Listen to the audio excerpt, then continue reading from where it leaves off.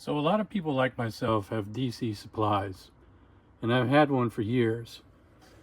But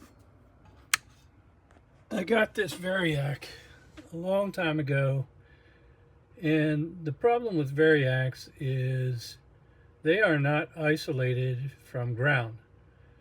But I wanted an AC supply.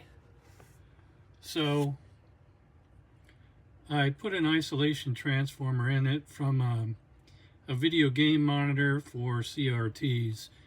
It doesn't allow me to do massive amperage. It's 90 volt amps, which equates to about 3/4 of an amp in output current. But it's enough to do experiments, and the Variac allows me to regulate the output.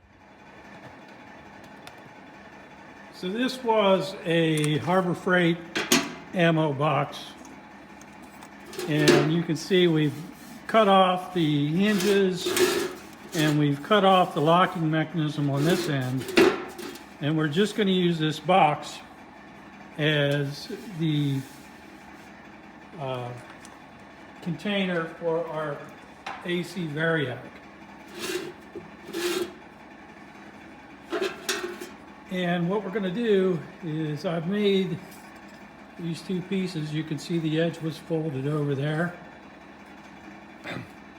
This is going to fit right in there like that, and we're just going to spot weld it. So we've got our handy dandy Harbor Freight spot welder, and we've got our placement set.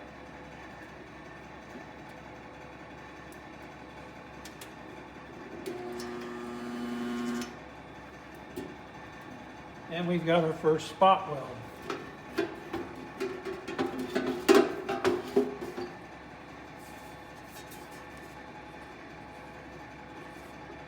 can see that went all the way through. You don't want to touch it, but it's pretty close to where we need it to be. So we're going to go ahead and set up the second one.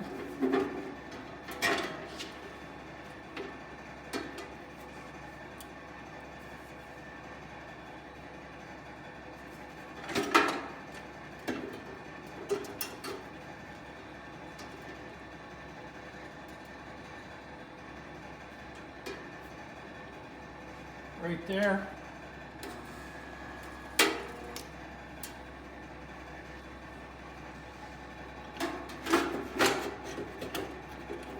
And we'll open up our spot welder, and you can see pretty much how it's going to fit in there. We'll go ahead and do a couple more spot welds.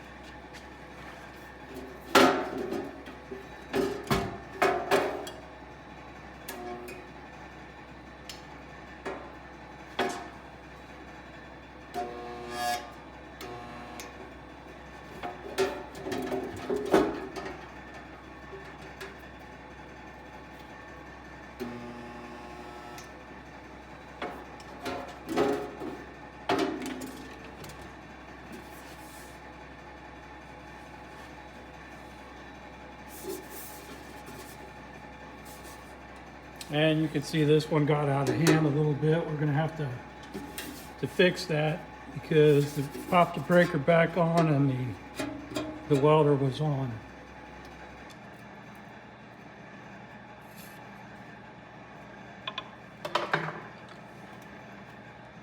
Tighten down our bender. Make sure our plastic parts are out of the way, and bend it up as far as we can.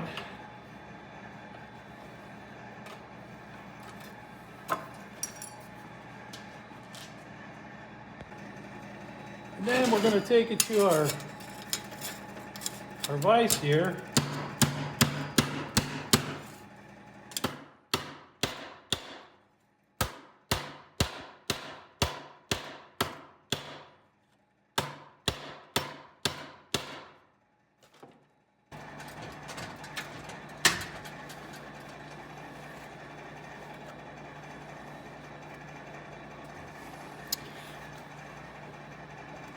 So you can kind of see the English wheel makes a nice edge that you can't cut yourself on. So we're going to cut this. We've got it measured out. We're going to cut it.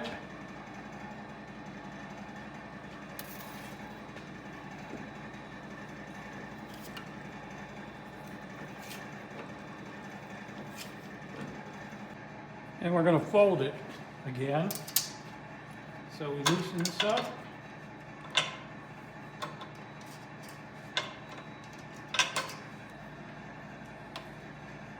And we're going to give it a 90.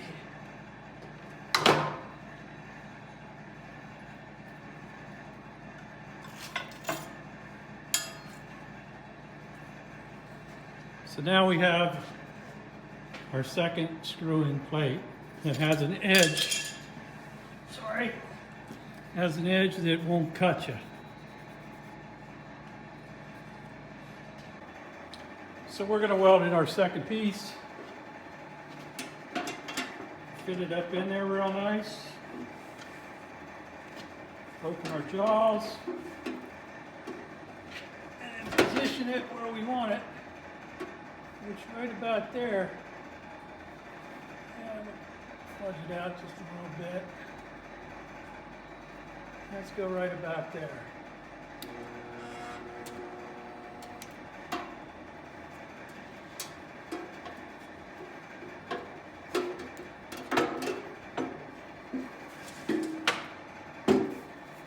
Second one we need to bend in a little bit.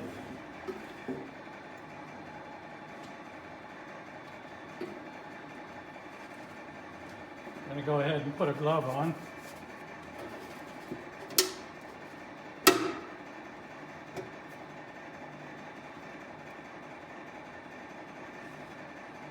want it right about there.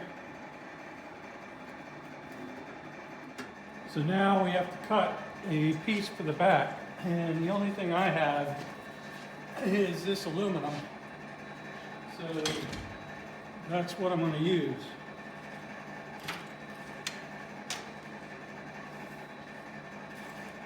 And unfortunately, I could probably cut this with the jigsaw, but more than likely it'll be easier with the grinder. So we'll give it a shot.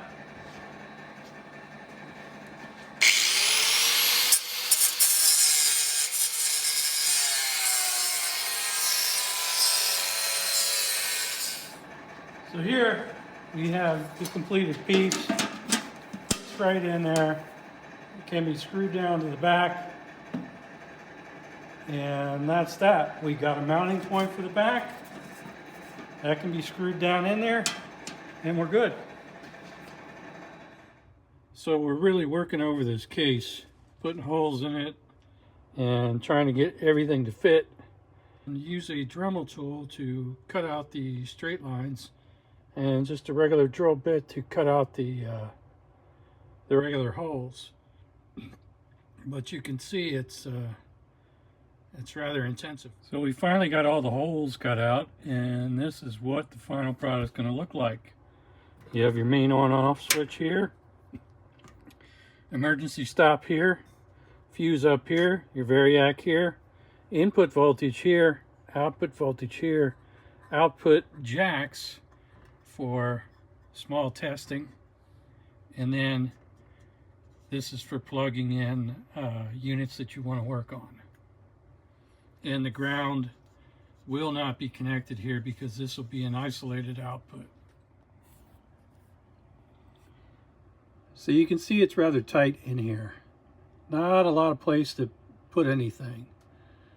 The problem is, for that particular meter back there, I need a supply, a low voltage supply. So I'm going to use this old Motorola phone charger and mount it. I'm going to spot weld this in there like that and mount it to the side, and then it'll be able to be strapped in.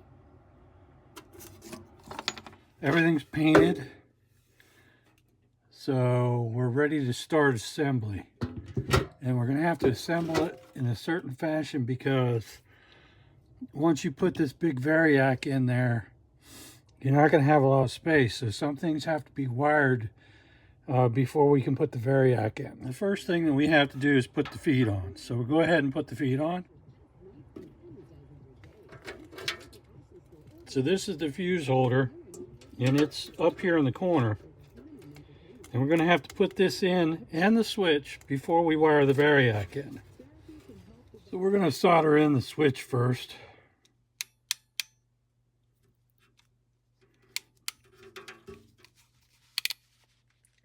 Go ahead and make our connection to the switch.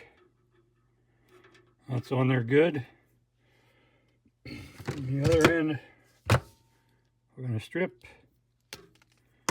and hook into the fuse holder, but we're going to add some heat shrink so that we can isolate both sides.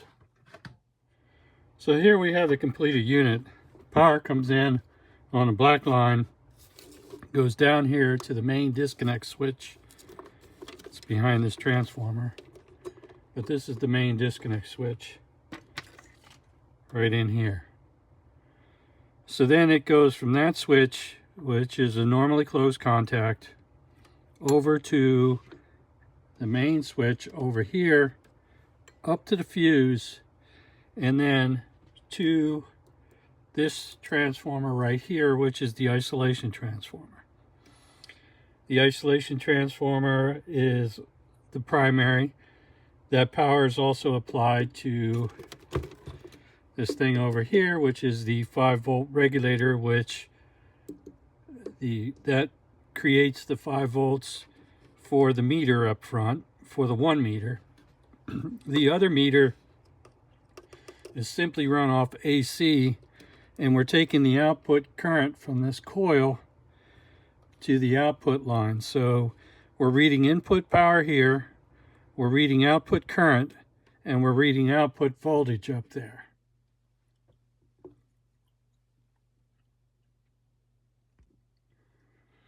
So this is the front panel, and we can go ahead and turn it on. And we can see our input voltage is about 121.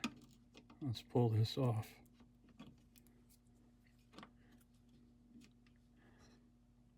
A little tough to see. You can see it there, 121. Got about 120 on the output. Notice we're not seeing any current. So I'm going to go ahead and plug in this 100-watt desoldering tool. So we'll go ahead and plug that in, and you can see we now have current, about 1.5 amps. Now, if something were to happen where we need an emergency shutdown, we hit that switch, it shuts everything off. And it won't come back till you reset it. And there we have it at 120. It's back on.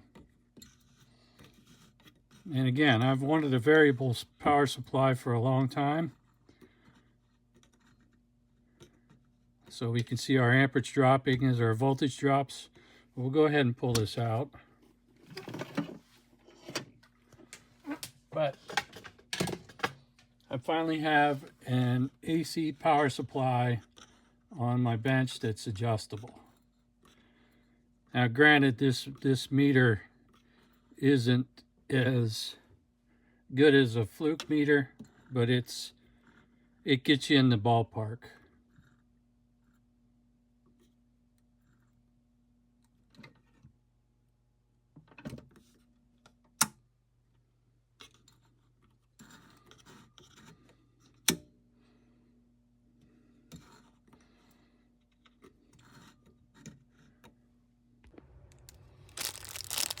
So this was the emergency switch that I used. It came off of eBay. Just a plastic switch, and you know, it disconnects and connects, and you have a normally closed and normally open contacts. The meter used was a voltage and current meter. Looks like that. And also came from China. So there's the part number on it. So I use that, I use this, I use the leftover meter. It's just, you know, parts supplied from the junk box. So here's the whole schematic of the output.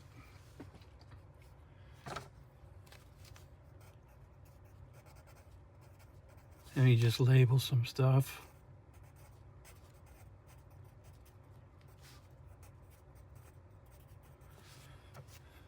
All right, so this is how it works. The line comes in and goes through the emergency disconnect.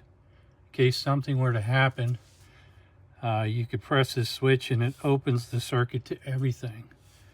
Then you have your on-off switch, so when that emergency is up and normal, your on-off works, allows 120 volts to go across this fuse, this 3/4 amp fuse. And it's fused at 3/4 amp because this isolation transformer is only 90 volt amps. But it gives you a variable supply. You can use it for, you know, checking out tubes, which is basically what I want to do, is just a small power tube amplifier. I'm eventually going to put a doubler, tripler, and make my own tube tester. So that was the idea behind this thing. It's not for working on anything big, not for working on any big equipment. I have another isolation transformer for that. So this is just to, you know, experiment. So it goes in through the isolation transformer, which then feeds the Variac. So the Variac selects the voltage. The voltage then comes out on A or goes to the hot lead of the outlet. There's a pick-off that goes to the voltage out from that pin, which goes down to the second voltage out meter. And there's a ground that goes off the ground to that voltage out meter. And like I showed in the video, I used an old cell phone charger because I needed 5 volts for this voltage indicator. So that comes off the primary of the isolation transformer right here. Goes down. That old cell charger makes 5 volts for this meter. And this meter reads 1 to about 127 volts, whatever comes out of the Variac.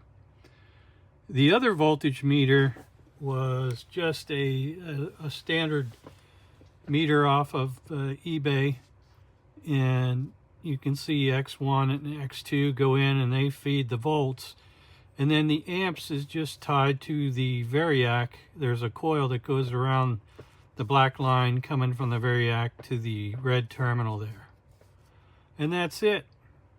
It's a pretty simple circuit, but at this point you are isolated from the mains, and that's the problem with the Variac. You could just tie this to the main input, but then you have a massive amount of arc fault current that can get into your body from here. At least with this case, I am isolated from the mains, and I'm isolated from the ground on the mains. So it helps with shock hazard, equipment hazard, everything else. If you're working on something that's plugged in out here, and for some reason the equipment might have an internal short to the chassis, and then you hook your O-scope probe up to that chassis, you're going to make sparks fly. So that's what this isolated supply allows you to do. That's a lot safer than just a normal, if I just took this Variac into the mains. I wouldn't do it. It's just not, you know, I don't claim to be really smart, but I don't claim to be that stupid.